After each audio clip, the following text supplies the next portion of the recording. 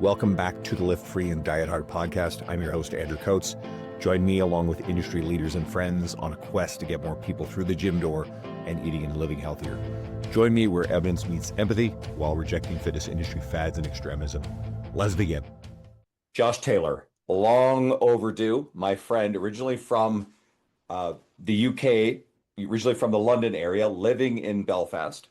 And you've got a bachelor's degree in biochem, and you are one of my favorite creators because, as I say to coaches all the time, the secret ingredient to being really effective on social media, it's the accent. So nice to hear you. Yeah, and swearing. Just throw a couple swear words in there, and then you're good to go. Exactly. For the rest of us across the pond, we just have no chance against that accent. So I love it. You recently posted about struggling with gym anxiety. I love when you talk about mental health stuff.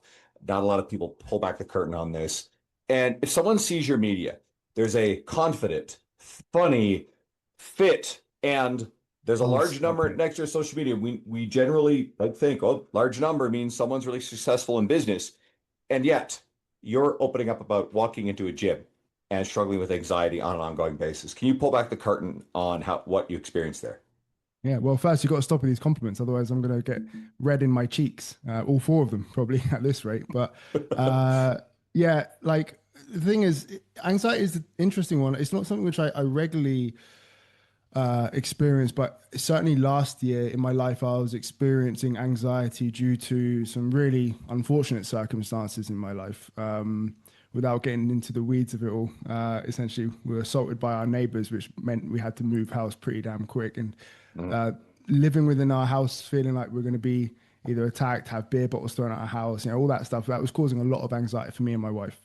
And that anxiety bled into literally everything I did. So it bled into my ability to create content. It bled into my desire to leave the house and to go to the gym. And I've experienced it before, especially when I'm coming off of COVID, not going to the gym for a while, going back into gym. And the gyms I like are big bodybuilding gyms, where everyone's much bigger than me and scarier than me. And so going back to those gyms are always, there's always that level of I guess, anxiousness, which is interesting because actually when you get into the gym, especially those particular crowds, not all of them, of course, everyone has bad apples, every gym has bad apples, but most of the time, the big guys are, nice as pie, big friendly giants. And, but it still doesn't deter that stirring up that you have inside you, and procrastinating in your car for 20 minutes, scrolling Instagram as your warm up. And so I think I like to talk about that because, I mean, when you look at me, I've got tattoos. I try to lift. And so I fill out a medium t-shirt. And so you may not think, at first, like, oh, this guy struggles with anxiety. But like I said, there can be certain circumstances that has that happen. And it was more just, of course, like with all my content, I tried to make it relatable to some degree and hopefully help how I navigate through things. And yeah, that's kind of the pulling back of the curtain of that, especially that particular scenario. This episode is brought to you by Macros First. I've always struggled with nutrition tracking apps, even the slightest hassle or friction, and it breaks my habit. That changed with Macros First. When I tried it, I told my friend, the founder, Jacob, quote, this is, well, let's just call it a certain other app on steroids. It's the easiest app to use, and it has a free barcode scanner, which if you use tracking apps, you know this is a really big deal. I recommend Macros First to all my clients and friends, and even had them sponsor my 2024 conference. Here's an example feature that I love. The verified food database. Remember using other apps and searching for a food only to find 10 to 50 similar options with different macros, not knowing which one to pick. This kind of friction is the shit that made me quit tracking altogether. Macros First, every single food item in the database, over 3 million of them, is human verified. No junk entries, so you can trust the numbers. Plus, that free barcode scanner makes logging faster. And if the barcode doesn't turn anything up, just point your camera at the nutrition label and Macros First will extract all the nutrition info instantly. All this just makes tracking easier. And while Macros First's premium version is incredible for any user, the basic version, which is nowhere near basic, is free to use. So you can go to either the Apple Store or Google Play to download. You said a couple things that grabbed me. The leaving the house part. and because we never know what someone is dealing with at home or, relationship circumstance. I remember I had an old client, and no one's gonna be able to trace back, but I can talk about this. And he was really, really consistent with his sessions, really dedicated. And then all of a sudden something changed, and he was consistently canceling and short canceling. And then what materialized, there was, just issues with a relationship, and he was concerned about, her running around with another guy. And, as it turns out, yeah, he was intending to come to the gym, but then he was rushing home after work just to make sure that she wasn't off with this other guy. And who knows what someone's dealing with, but it makes sense how stress in your own home environment, relationships, can then bleed into your willingness to get to the gym. I mean, I like to think I go the other way when stuff's not right. It's like, all right, the gym's a refuge, but there could be a literal reason why someone like, hey, I don't feel like physically leaving the house. Yeah, I mean, to kind of echo what you said there, like training throughout my life with all the different things that life throws at you has always been the remaining constant, right? So, like you say, it's always been the thing which you can fall back on, even when everything else around you is chaos. It's like that one thing that you have control over. It's that one thing that you are confident in doing.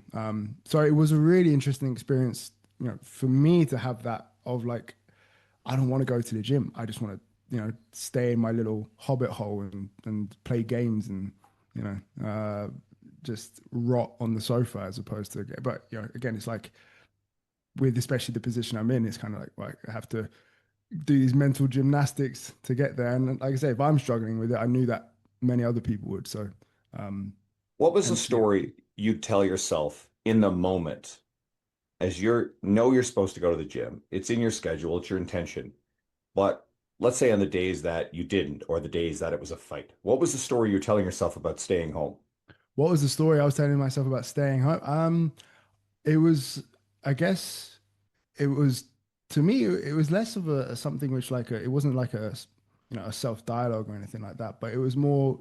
I finding excuses far easier to Mm, be the reason not to go. Oh, I've got this work thing I need to catch up with, right? Or like, oh, I need, and even then it would be because, like I say, the stress would be bleeding into everything. Like, okay, now do you know what? I won't do the work thing. I'll go do these video games because that's my dopamine hit that makes me feel good, and mm, that helps to soothe. And like I say, it's a vicious cycle that you can easily see people go down, right? Because they have this negative feeling inside themselves. They're seeking out something which gives them a positive feeling. Now, the crutch is how much of that. That's when it starts to become, a negative. Like even comfort eating. It's called comfort eating for a reason. It fucking works. However, when it's your only mechanism, that's where then you end up in a situation that you don't want to be in. You look down and you can't see your penis anymore when you're on the scales. So there's it's all those things. Sorry, apologies for being crude. Listen, I've some of the guests that I've had on here, Amanda Thebe, Allie Gilbert, and others, that the horses are out of that barn a long time ago, so don't worry. Happy In days. fact, that's what people probably are showing up for. I don't want you to censor yourself any more than you might for your social media. People will get a kick out of that. You're gonna regret saying that. I'm just gonna say that. All good. I'm not yet monetized on YouTube, but if I get demonetized because, yeah, well, that's the price I'll that I get have to the pay. I'll get the message through. Don't worry. This episode is brought to you by Just Bite Me Meals. I work long days and I won't compromise my client experience or sacrifice my workout, sleep, or nutrition. So I needed a quality and reliable meal prep service so I could save time on cooking and shopping and have more time for the stuff that matters. Net out the cost of groceries, and the service isn't as much as you might think. And regular impulsive food delivery apps, eating out, that costs way more anyway. I get more meal variety and less dishes to clean, and I've been referring clients to Just Bite Me Meals for a long time, and I recently started ordering myself. Food is great. The beef brisket tacos are my favorite so far, and there's a lot of menu choice. Your calories and macros are listed. The portions are great. You can order custom meals. They deliver to your door, or you can pick up from their storefront. And I'm sorry to listeners outside of Alberta, but Just Bite Me Meals is currently just in Edmonton, Calgary, Grand Prairie, and Fort McMurray. Ordering from Just Bite Me Meals made my life easier instantly. And you can get 10% off on all your orders using my code, Andrew Coates Fitness, all caps, on their website. That's Andrew Coates Fitness, all capitals, or go to the link and the code in the show notes. How did you work through the experience of gym anxiety? How did you get yourself in the gym? Couple of things. I guess breaking it right down to make it so simple it sounds stupid to fail, right? So there are even times where I just said to myself, I'm just going to go in and I'm just going to fill up my water bowl, right? And I've said this to Mm. my previous clients. It's interesting because I'd actually helped clients through, I guess, these levels of, these feelings before I'd even helped myself with it. And so it was a lot of like applying what I'd already been, teaching my clients to myself and go, I guess I need to do this. Where it was going in and like, just show up, just go on the treadmill, listen to some music, whatever it is. And obviously, we know that a lot of the time, the heaviest weight in the gym is the front door. So opening that and getting inside and being able to then just get the gears moving. And then once I'd got in there, jump on a treadmill, put on my favorite music, scope out the gym. Where can I avoid humans? And then, just try to plant my flag on a piece of equipment, which is simple and easy and something that I enjoy. And again, a lot of the time when it's in those stages, I'm not focused about what I'm doing. I'm just focused on simply showing up and making sure that I can tick that box. And that's the accomplishment for the day. And then you can build from there. Right. But as we know, that's the foundation, is making sure that we can get that adherence to the actual gym itself. I mentioned earlier you talk a lot about mental health stuff, and I don't know if we talk enough about that in society. I think on fitness social media, some people go almost like way overboard with it, Yeah. and then it's almost sort of cliche. And Mm, then there's a lot of people who probably won't in any way, shape, or form acknowledge the struggles. But you've been mm. pretty good about it. I find you handle the balance well. How has fitness helped for you? Well, like I said, I think fitness is the remaining like it's the constant I've always had in my life. I've been through a number of, shall we say, obstacles through like my earlier years, um and it was always the escapism I could have, and feeling of control, and of course you get the endorphins and the physiological positivities that you get from training, but psychologically training has saved me more than once. And uh, again, there's an element of when you're feeling weak mentally, um, for whatever reason it might be, in the gym when I've got something in my hands, I can feel strong, right? I can, and that can be sending ripples throughout, and allow that reassurance in myself that okay, I do have, strength here even when I'm feeling quite fragile mentally. Um, and you're right, like mental health is one of those, I would still say, a taboo, especially for men. It's just how the society has been manufactured in a way. Mm, It's a society built for men failing men, especially when we look at the suicide rates. mm. 70 odd % of suicide rates coming from men. How can we say that the society that we've built is actually helping us, because we are meant to be strong, resilient, and don't get me wrong, like you say, there are people who maybe take the whole mental health thing too far, right? Because there is an element of you do need to be strong and resilient in certain things. Life is hard. You can't just be. You can't. Unfortunately, there are times where you do have to harden up, and you do have to be able to push through those storms. But the clouds will clear. However, it's also not healthy to just consume it, which is something I used to do, and it was destructive because it would usually it would usually come out in destructive ways, not just to myself, but to others around me. So that was something which I've had to really work on, especially in the last half a decade. And I'm still trying to find it, but I ain't got it all figured out, I'm still trying to, but, I think it's important to talk about it. And fitness has absolutely been the catalyst to allow me uh, to feel, strong enough to do that for sure. Um, and like I say, it saved me more than once, that's for sure. Saved me more than once too. I don't think there's a cure, permanent fix for these struggles. I think it's ongoing management and not losing sight of how delicate that can be. Has fitness And being immersed in fitness media presented any challenges for you in your mental health? Obviously the comparison, the pressure to you've amassed a large following. Your media is Yeah, I very don't know how I did that entertaining. either. Well, I do. I understand these mechanisms, but I've also know people who've accumulated larger followings, and platforms get more mature, more creators, more oversupply of content and creators, and the platforms don't grow as quickly. So engagement risks going down with time, right? And so I've seen some people who've really emotionally struggled with seeing their engagement go down, and therefore I notice that the tactics that they employ go more intense, more extreme, more enragement bait.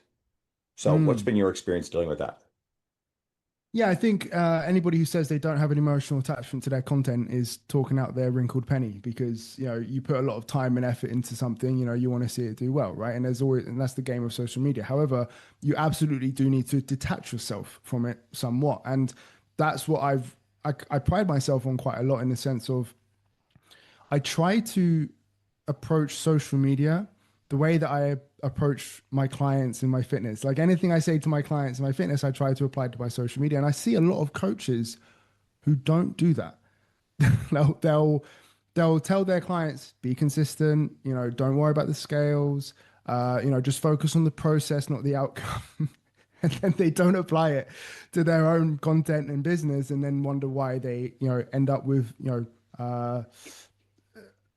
a real negativity towards social media. Hmm. And that's something which I've always tried to do where, if a piece of content tanks, which I've spent a long time on, I'm like, okay, that sucks. I'll maybe, I'll allow myself to be frustrated about it for like a minute, an hour, whatever. Cool, move on. Let's focus on the next one, right? What did we learn from that one? What can we, go on to the next one? So, but I've never felt myself be pulled towards well, I need to be more extreme. Like I need to now because I think it is easy, right? Like if you just make absolute claims, Hmm. throw a dart at a dartboard for something which you're going to cure or something that your service is going to remedy. Woohoo! Suddenly now you'll be, it'll pop.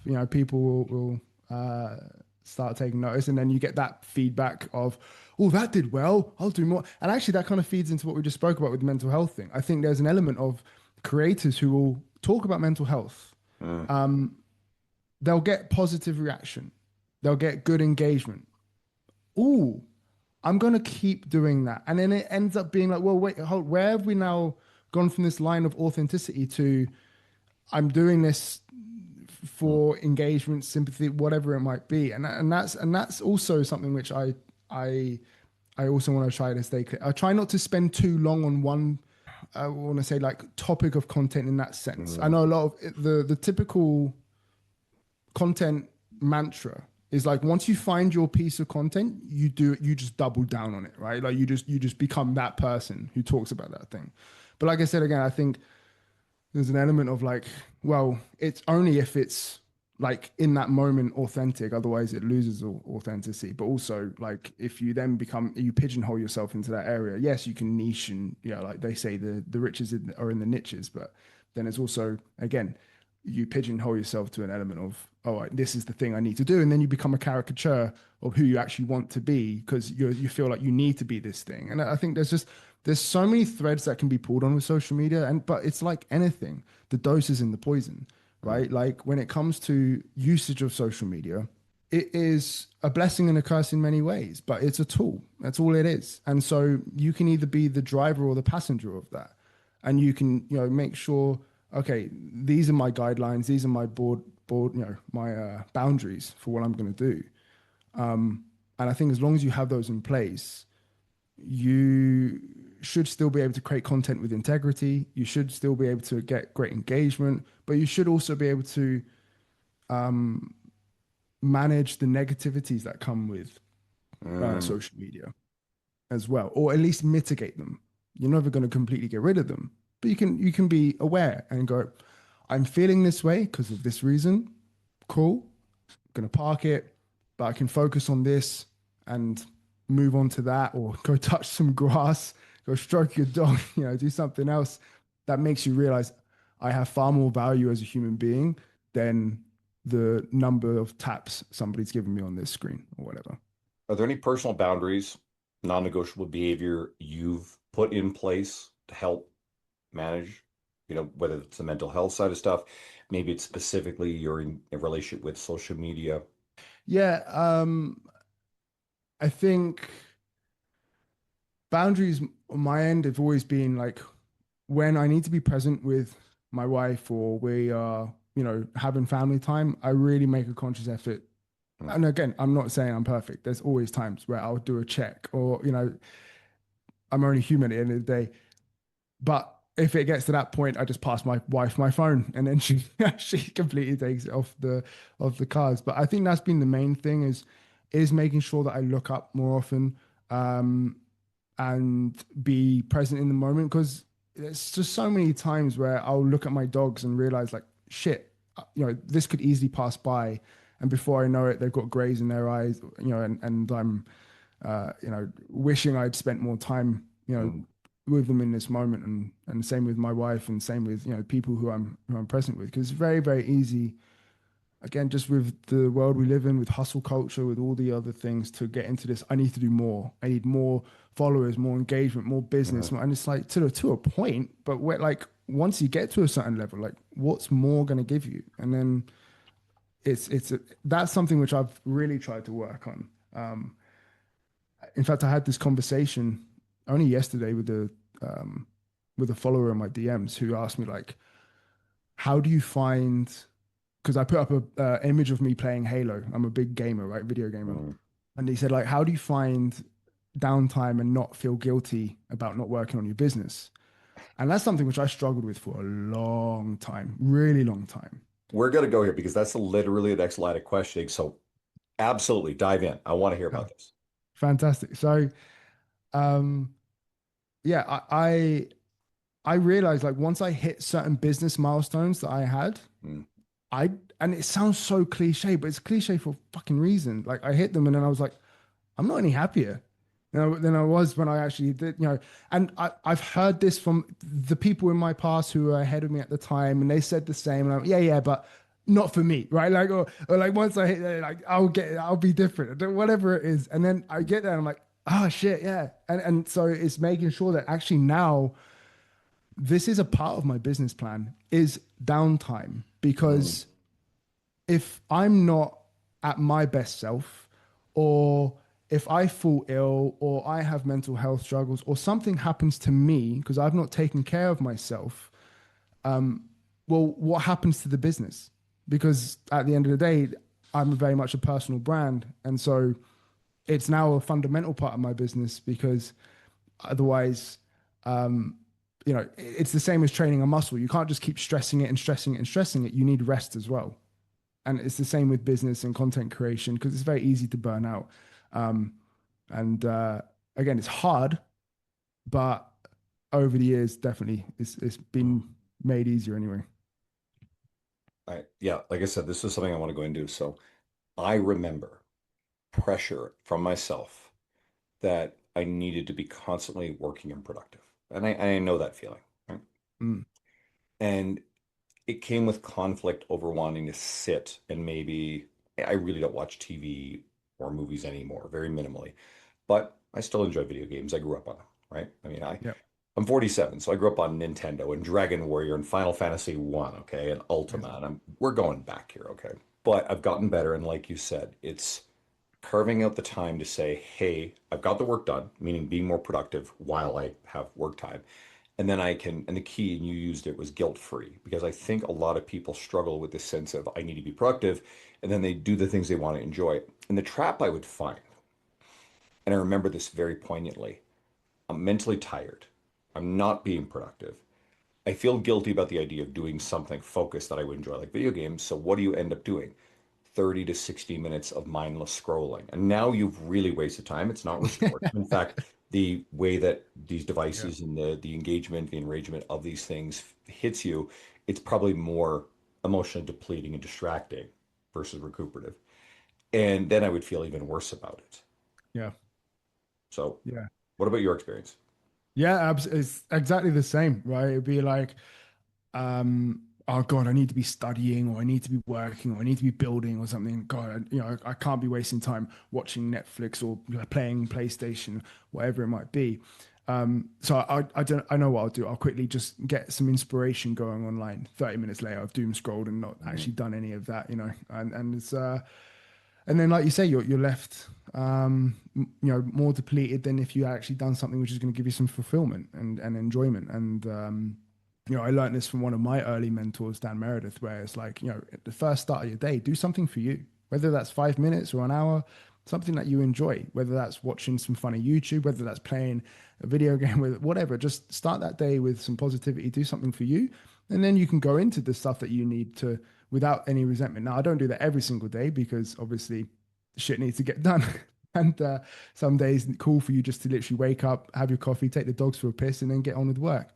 But if I find myself in the morning and I'm like, kind of reaching to my phone to just, doom scroll, I'll go, oh, hold on, quite nip that in the bud. I'm going to do something else that at least I'm going to get something from, and then I'm going to go into my day with a lot more positivity. I semi recently got a little handhold thing, an emulator, and a friend of mine helped me set it up, and got a whole bunch of old Nintendo, Super Nintendo ROMs, old Nice. games. And I've been playing a bunch of old classics I love, but just before I was recently traveling, and so it's great for traveling on flights. And I'll read, and I'll work on stuff, but I spend a fair bit of time playing Final Fantasy 2. Now I played 1 and 3. I know everybody like freaks out about 7, and the way they're numbered depends on whether it's the Nintendo versus the Japanese side or whatever. So there's some, but as far as like the Nintendo ones, 1 is a classic. And I knew a lot of the story and characters from 2 because I would read the old Nintendo Power magazines. If anybody remembers this stuff, I'm really dating myself here. But I actually started playing 2 and I'm really enjoying it. And I don't know how I'm pretty far through it because I played a lot of it on these flights. But honestly, it was great. I felt Yeah. fulfilling. I mean, enjoying something I think is like classic media versus total junk. I think that's Yeah. another thing. For me, it's like, okay, if I'm going to watch television, would I rather watch something I find truly entertaining that's kind of classic versus like garbage like Storage Wars? You know, that old, Yeah. really like cheap junk reality TV. I had an old girlfriend years ago who watched a lot of that crap, and I get stuck in that loop and like, this stuff's brain rot, and I can't do it. That's my line. It's like, I won't watch that garbage. Yeah. Uh, like old, I remember the first few seasons of what is it? God, why am I forgetting? The one where they're all in the house. Not Survivor. Like, why am I blanking? I don't know, but I'm the same as you. Like I'll tell you Anyway, what, I'll be people completely know what I mean. honest. I don't watch garbage or trash TV Yeah. all that much. There is one show though, which I can't help but my Was it Love Island? The UK, is that what it it's is? kind Love of Island? like that. It's no, no. I've even. It's such a weird like paradox that I've given myself. I'm like, "Ah, watch that shit, but this one, hell yeah. So I'll give the backstory of it. But like 2020, obviously lockdown. My wife is watching some trash TV called Married at First Sight Australia, and I was like, what's this shit? I'm not watching this. I was getting on with my stuff, and then suddenly like my ears prick up. I'm like, oh, who's she and what's she going? Like, I'm not watching. I'm just like I'm just observing. And then before I know it, I'm sucked in, and we've watched it every single year. So it's like it's just that kind of like guilty pleasure. We'll enjoy this trash TV like once per year. And we always make a joke of it now. I even wrote an email about it, and it's I think sometimes it's all right, like to give yourself that permission of like, I'll have that, but I'm the same as you in the sense of, most trash TV like that I prefer. And even, I mean, I could really dive into this topic, dude. Like even a lot of the current IPs that have been, taken by big corporations and now remodeled, and then you're like, there's so like if we talk Marvel, even Aliens, Yeah. which has just been released, there's things Mm, which I'm like such poor writing, such poor love and passion for the actual IP. And I can't watch Rings of Power is another perfect hard example where pass. Nope, won't touch it. it's I mean, yeah, yeah, it's no. it's so manufactured and just like aesthetically it looks like it, but it's this veneer when you look at the writing, the core, the actual it I can't even stand it. I didn't finish Rings of Power. I'm struggling through. a lot of the recent, things that have been coming out. And like you say, and we're kind of stuck in the past. We sound like the old guys, like, oh, back in my day, these are so much better. But unfortunately, it's just like these classics, like you say, the nostalgia, the care, the originality, all of it was just, there's just so much to it, which really, which I get really, enthralled by. But yeah, the current stuff and junk, nah, I don't know, can't do it. Yeah, I mean, I tilted my screen for the people on video. You can see my Witcher figures, right? Geralt, Triss, Yennefer. I'm a hardcore Witcher guy, and I love Witcher Yeah, 3, the game, right? I think yeah, it's the best game ever made. well, yeah, incredible. And the show, I mean, Henry Cavill is magic in there. Several of the other cast were great, but and we're really in the weeds here, but that's okay. But both Yennefer and Vesemir, who are two of the most core characters in the whole thing, they both effectively betrayed Ciri in the TV show at Mm, certain points for their own agendas. That's such a departure. Like those two characters would never, ever, ever, ever, ever, under any circumstances, the books or the games, have betrayed Ciri. She is the ultimate thing to be protected at all costs. And it just, I know that the showrunners butchered it. That's why Henry yeah, actually left. And yeah, it's a danger of loving an IP so much, intellectual property so much that, when someone buggers it up, that it's just like, this is painful. I've read The Wheel of Time. I probably watched a few episodes of that show. I'm like, this is trash. They've ruined this garbage. And it's frustrating to see what's happened. I love everything Marvel up until Endgame. There's a couple of good things since, and I've just basically abandoned it. And yeah. you mentioned Alien. I know that like one of my favorite actors is Timothy Olyphant, and so he's in it. So I haven't watched it. I'm just a little bit hesitant, but Yeah, oh I don't want to ruin it for you, yeah, obviously, because some people really enjoy it. But for me, I just felt there's certain elements of that storyline, and again, I'm not going to ruin it for anyone who's not watched it yet either. But there's certain elements where I just felt like really that was the decision that you decided to go with that storyline. And I think as well, actually, just from a storytelling perspective, I know we're getting really into the weeds here, but like from a storytelling perspective, a lot of these shows they'll start off with like lots of complexity because maybe they're trying to replicate Game of Thrones. Like, oh, we got this plot line, we got this plot line, we got this plot line. But like even with Game of Thrones, even Lord of the Rings, all of these things that have these complex storylines, they start small. They start with familiar, and then they branch out. But a lot of show, I don't know why. I don't know why it's so hard to kind of grasp that. Like, if you have all these different things, which could have been great just by themselves, these like individual storylines, which could then branch out later, why you feel you need to convolute it all from the start. But sorry, my sausage dog is me. I really just had to like remove myself from all this stuff, and I can go back and treasure, Terminator 1 and 2 certainly. 3 is kind of Yeah. mediocre. Salvation was tricky. Again, we're so far lost on the side quest on this one, but there there's so many like aliens again. Alien 1, 2, 3. Honestly, I even like Resurrection. Okay, Sigourney Yeah. Weaver, Yeah. Yeah. even in that is pretty badass, but I just don't continue on down the line with these things, and I'm happy just enjoying them for what they are. I'll use another musical reference like Linkin Park. Everything with actually not even everything with Chester. We pretend that the last two Chester albums don't exist because they were terrible, and everybody forgets the fact Yeah. that these were literally horrible albums, and Linkin Park had become completely irrelevant.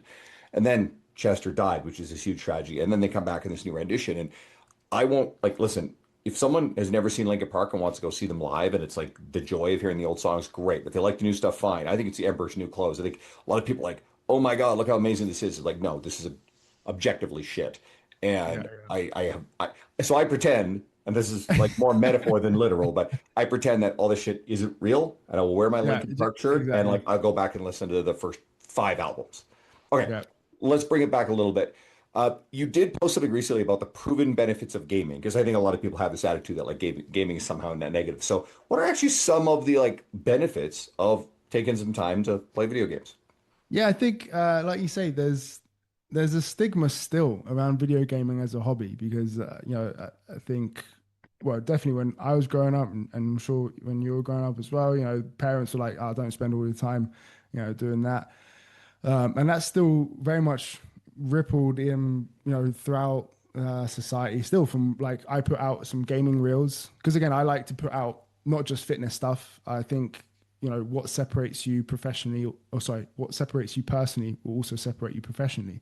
So putting stuff out that are strings to you and your personality are good because it lets people see. And I like to do that through the form of like reels and short form content in that sense. And so I put out a gaming reel, but the comments on that were like, oh, grown man gaming, oh, 30 years old and you're gaming, like grow up, all that kind of stuff. And so I was like, I feel compelled now to, show you that not only is gaming perfectly fine, like you don't need to justify your, where you spend your time to absolutely fucking anyway. However, um, there are apps, like you say, some actual health benefits for when it comes to gaming itself. When we're looking at it from a neurological standpoint and the increasing of gray matter and cognitive awareness and your hand-eye coordination, especially in older populations, we see this helping with memory and focus. Not so much focus, sorry, but memory. So Focus in focus, the memory. moment on the game, maybe. Yeah. Yeah, exactly right. So, but yeah, memory, and yeah, just from a cognitive standpoint, very good because, like you say, you're having to, it depends on the type of game as well, right? So, like if we have, RPGs which have an element of puzzle solving, right? Like that is also going to be, beneficial to helping people. Like we actually see that under the same circumstance of like puzzle solving from a kind of more academic standpoint or from a video game standpoint, the video game group did just as well, if not somewhat better, than those who are just doing like the same type of puzzle solving through, an academic means, which is really interesting. And um, looking at also from like a community standpoint, right? Like I Mm. know, video gaming, of course, let's not ignore there's absolutely toxicity and negativity when it comes to the gaming space and community. You go into a Call of Duty lobby and suddenly you've met with insults you've never even heard before. I know Goob, if anybody follows my pal Goob, he recently called out the was it Roblox? Like, which is sort of like a Okay, kids yeah. online whatever. And apparently, like, there's some really like dark, horrible shit that was going on Oh yeah, there. I yeah. guess some guy who would go in and catch like child predators was removed and kicked off there, and that just caused this huge outrage. Anyway, if you guys want to go check that out, go check out Goob's feed, semi recently. Big fucking deal. So there's some like literal awful shit there, but Oh, absolutely. Like, again, it's very easy, I think, for, when we're looking at gaming and who the majority of the population is, it's going to be young guys, and then you can easily see how that and just what they're exposed to online into the manosphere and everything else, like and incels and like there's a lot of things that you can get really really dark with gaming. But on a whole, if we look at the positives, when we're looking at like community of like making friends, like I've got gaming friends who I've never met in real life, but I've stayed in touch with for almost a decade, which is insane. Me and my wife absolutely love couch co-op games. We've played Split Fiction recently, which if you haven't played, I absolutely recommend. It's the best couch co-op game I've played, bar far none. Before that, through the same developers, it was It Takes Two, which was story of like man and wife who get turned into two dolls. And if anybody knows the elephant scene, you'll know how horrific that is. But those are like some moments which we just absolutely were, pissing ourselves over. Had such great memories for, and same with my brothers. Like I grew up with gaming. Like my brothers are 11 years and 8 years older than me. And so, again, they were Sega Mega Drive, Nintendo. Like we have grown up since as much as I had cognition of I'm alive, I've been playing, games or exposed to gaming in some sense. And Street Fighter and those types of beat 'em up games, me and my brothers, would always play. And those are, again, core memories, which just, really like the glue, which as well keeps us together a lot of the time because we regularly will play Worms or we'll play Street Fighter online, and just have fun with, that. So there's absolute positivity and health benefits from, a community standpoint, cognition standpoint. But yeah, like you say, it's very easy as well to, just like anything, as we spoke about before, the dose makes the poison. And you can easily go down a slippery slope where you become isolated or, you become socially inept or whatever it might be because gaming is now your entire world. And so, like I say, it's just making sure you put those boundaries like you do with anything and don't exceed a healthy dosage of it, which is very easy to do. Like I've gone down that route of being addicted with gaming and passing off my responsibilities that I needed to do. But, that was when I was a a young man, and now you can't do those types of things anymore. So yeah, it's uh, it's good. I remember almost 2 decades ago getting really hardcore into World of Warcraft, and I just moved cities, and I was going through a tough time in my life. And the community there, I mean, these are people that you're talking to every single day for, a few years. I used to, here's a confession, um, run a raid guild in World of Warcraft, okay? And I loved it. It was fantastic. I used to main tank in a raid guild and GM it. And those are unbelievable memories. A lot of great people, and a lot of those Yeah. people are still on my, certainly Facebook, right? So that was rich and positive and a good part of my life that helped me transition into what turned into my career in fitness. You said something earlier, and I'm trying to remember the exact words, but oh yes, the people saying sort of absolute stuff and chasing engagement. And I pulled a couple things from your social media. You posted about distancing yourself from the science-based lifter label. Mm. And Yeah. one of the other quotes was the science-based crowd will tear down successful bodybuilders while looking like they train 2 to 3 sets a week to extreme comfort, which I think is really funny. But anyway, and again, they tend to speak in sort of strong absolutes. I think one of the examples is they're determined to say, you don't need more than 4 to 8 reps. And whenever Mm. I hear someone online say that, I'm like, you don't train real humans in person. Like, there's Mm. so much of the real experience of people that you read a few studies, you don't understand training real humans. And I can say that from 15 years of full-time in-person coaching, that the overwhelming majority of the clients I work with, if I spent the majority of the time exclusively in a 4 to 8 rep range through the pure lens of muscle hypertrophy, then you're going to get a lot of people hurt, and they're going to have a terrible time, and you're going to be unsuccessful on the aggregate. And I will stand on that. That's a hill to die on for me. Anyway, why did you distance yourself from those people? For those exact reasons, like science is, or should I say, being evidence based, I think Hmm. is something which I think um, is better understood as not just looking at what this very isolated study did on select few people on some dead rats, or whatever it might be, which you can then extrapolate and say like, oh yeah, this applies to all.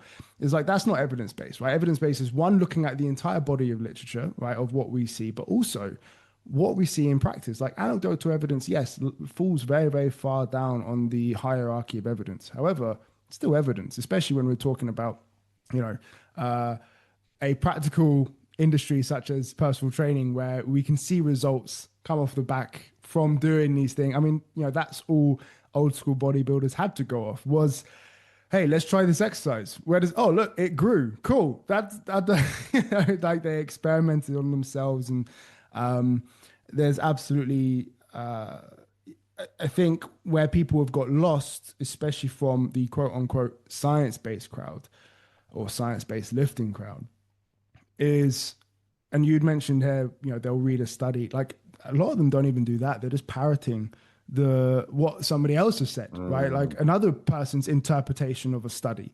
And so, they're like, oh yeah, well that person, I'm just gonna, say what they say because that's gonna get good engagement, and that's what I need to fall down to. And like, oh God, if you say anything else, you're like fucking, an idiot. It's like, okay, well hold your fucking horses there, dude. Like, um, you've been in the gym for about as long as you've had pubes, and so like now you're saying that this is the absolute, and like I'm gonna tear down these elite bodybuilders who have far more muscle than me and I'll ever have.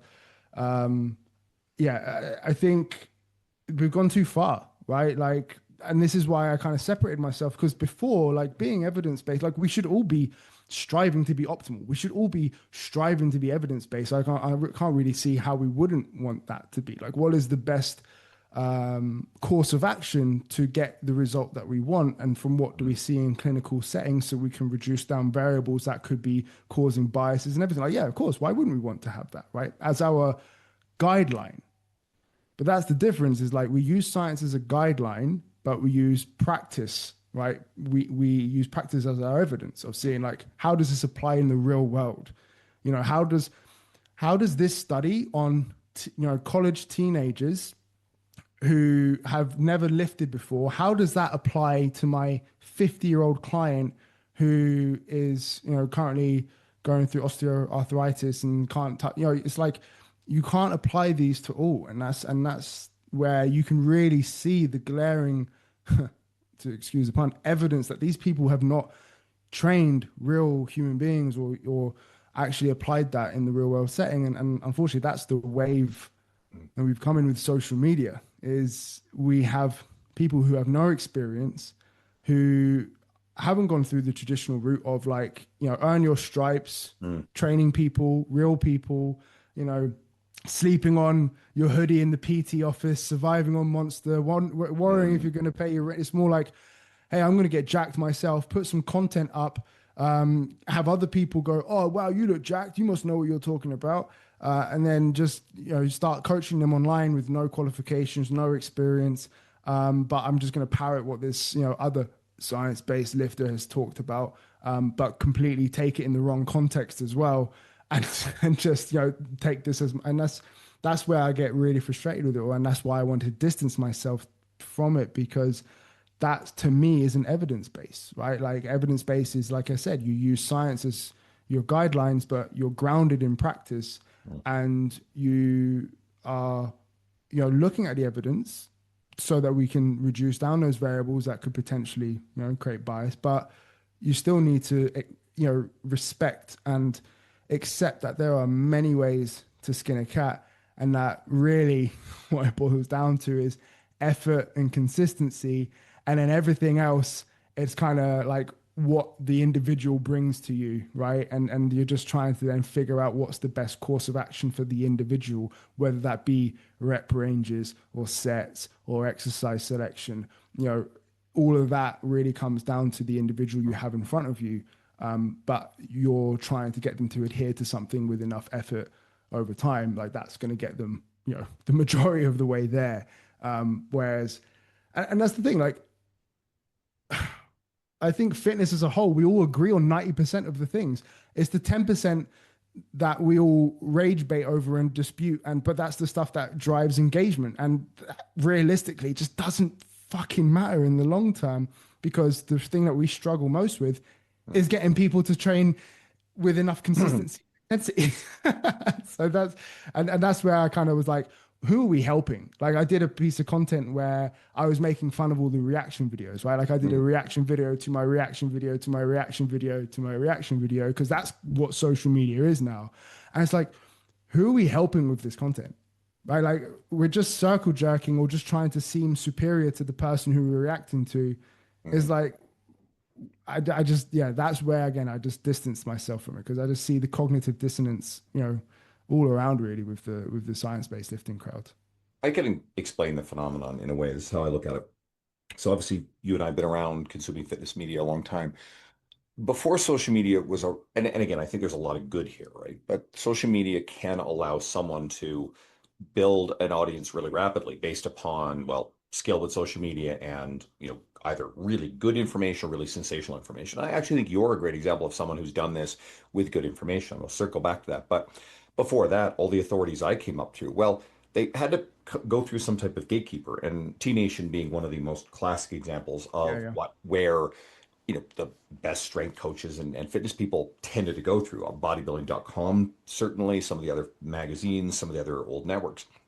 But someone didn't get in writing for T Nation without having some substance. I mean, there are exceptions, but some substance, which is almost Sure. certainly born of credibility and experience. You get your Eric Cressys and your Tony Gentilcores, and however many other iconic figures who are legitimately successful coaches who've done it for a really long time. And, and there's a positive in that it gate kept where this information was coming from. And therefore, it sort of cordoned off the industry leaders. And this was a big influence on me. So I actually followed that path. I started writing for Teenage, got an invite over 6 years ago. That was a huge brand platform for me. I've written for a lot of other stuff. Mm. But I also leaned into social media because I understood its power. Now, you can tell, and this is what you really were talking about, by getting into the nuance of what various people are saying. You can tell you and I were talking off air about Steve Keen and Rachel Henley and Jack Hallows and some of the other people who they're younger than me, certainly. I know them all and they're all great. But there's a clear evidence-based, not this science-based label, but evidence-based practice, experience with real people, nuance, and something that's practically useful, I think, for people versus what I have observed, I think almost the muscle hypertrophy sphere is one of the weird ones I find. It's almost worse. There are definitely a lot of absolute claims I've seen made in kind of this muscle hypertrophy sphere. I find a lot of it seems like a big status game and a rush to, you know, and again, a lot of combative stitch-based stuff. But a lot of these claims I see, I'm like, been doing this a long time, both myself and with clients. And even if some study purports to say that, that particular thing that you're saying, I do not believe works in practice for the overwhelming majority of the general population who want to step into a gym. And again, any claims of like 4 to 8 reps is all you, or even, oftentimes it's like 4 to 6 reps is all you need for muscle hypertrophy. In order to get to muscle hypertrophy, we need to be within a few reps of failure. And if it's, 4 to 6 reps to near failure, that's extremely heavy load relative to that person. Mm. And that psychologically is going to be threatening. Quite frankly, and I will stand on this, you're increasing your risk of injury doing that stuff. And every experienced coach under the sun will say that. And then some of these science-based crowd will argue with you. And I'm like, no, you guys. And that's when I know you really haven't coached a lot of real people in person, eyes on them. And I respect people who are experienced coaches who've gone fully online. Awesome, you've earned it. But I think people are going there a little too quickly and they lack the experience. And so, the listener here, I just want you guys to be able to tease through the nuance of when people are making these absolute claims that seem to conflict with what you trust from your experience, right? And you can usually tell. Yeah. No, again, it's the absolutism which, the typical tidbit is those who speak in absolutes are speaking absolute nonsense, Mm. right?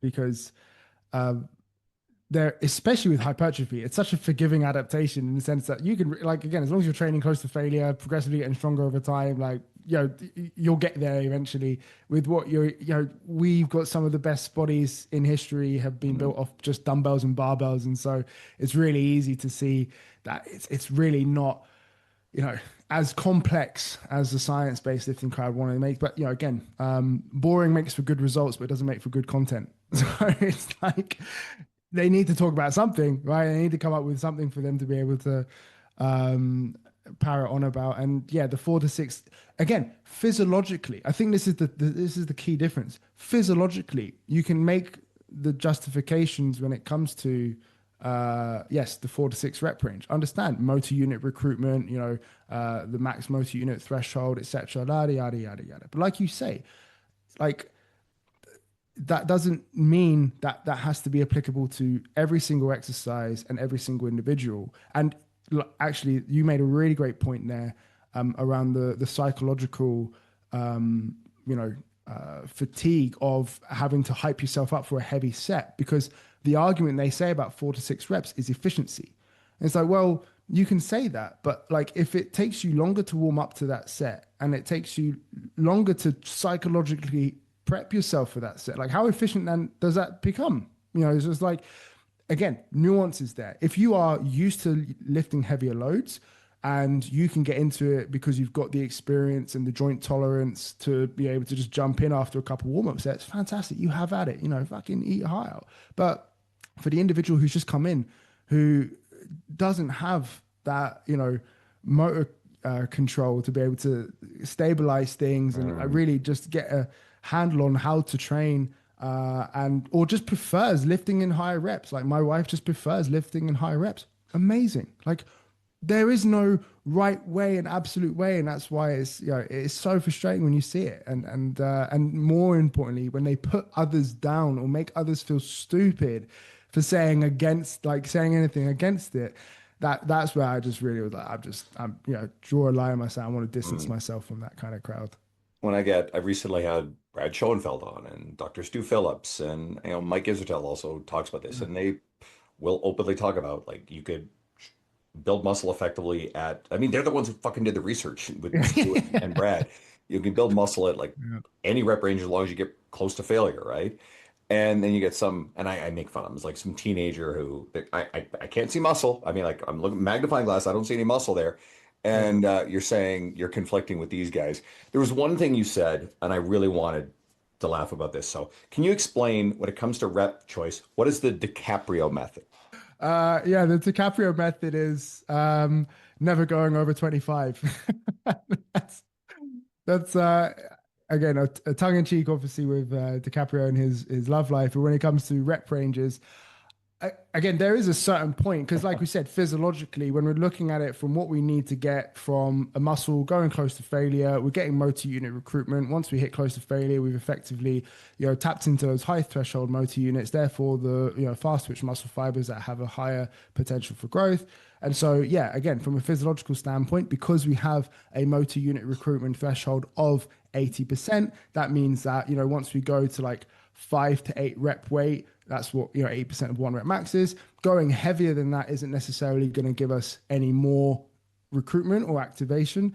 However, going lighter than that, there's going to be some non-stimulating reps. And so, again, understand it. However, that doesn't mean that you can't go 8 to 10 reps, 12 to 15, 15 to 20. But I also say you start going, higher than 20 reps, and then more than likely other things are going to fatigue before your muscles, whether that be just straight up fucking boredom or cardiovascular work if you're doing a big compound movement, or the metabolite buildup, burning sensation that masking like what's actually you're like, oh, I'm hitting failure. You're like, you're not really. You're just feeling a lot of burning, and you're thinking that's what you were classing as failure. And so that's why, like, once you start kind of going beyond 20 reps, for me personally, I'm like, there's just not much. There's too much wiggle room for you not to get what you actually need from the set. And so I like to just use the tongue in cheek. The DiCaprio method, don't go above 25. I've got an article on that goes into both the research on muscle building and what rep ranges are effective, and then the practical implications. If anybody's interested in it, DM me on Instagram. I will send the article. It is on my website, and it kind of goes into a lot of this, the practical reality of this stuff.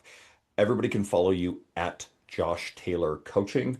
Are there any other resources you want to send people to? No, check out, everything. All my handles are the same: TikTok, YouTube, Instagram, Josh Taylor Coaching. And so apologies for any silly jokes that I make ahead of time. I'm almost disappointed that you weren't worse on this episode, to be quite honest. I think you were playing nice. So I appreciate your time coming on. Everybody listening, if you're enjoying these episodes, I actually want to hear from you guys. I want you guys to send me messages, tell me your thoughts. You can message me on any platform. Hell, you can email me through my website. Instagram is my favorite place. I respond quicker there. And just if you are enjoying them, post them up, tag me. Okay. Tag me in the podcast that you're listening to. I want to see this. But everybody go check out what Josh is doing. Thanks for tuning in. I'll see you guys in a couple days for a new episode.